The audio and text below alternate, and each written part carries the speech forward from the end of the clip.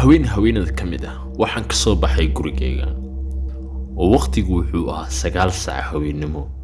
kadib waxaan imid station laga raaco treenka. waxaan u degdegsanaa waalidkii oo igu soo wargeliyay in aan u imaado. treenkii ayaan soo koray laakiin cidna ma aysan saarnayn. xoogaa waxaan dareemay caajis, kadibna waxaan la soo baxay taleefankayga gacanta.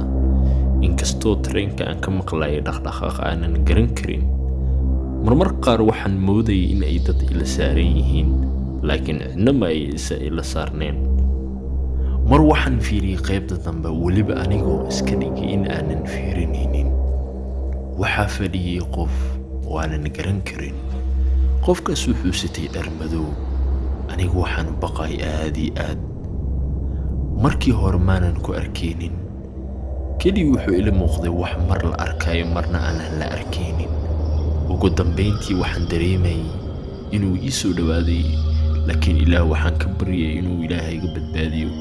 inkastoo aan isku dayay in dhanka treenka qaybta laga baxo aan istaago, laakiin waan istaagi kari waayay.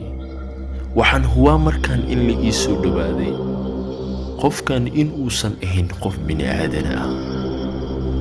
mar walba aniga waxaan iska dhigay qof aan si toos u fiirinaynin. ugu dambayn aniga waxaan ku mashquulay taleefankayga gacanta, weliba anigoo aad iyo aad u baqay. kadibna waxaa xigay in horteyda sidii lagu soo istaagay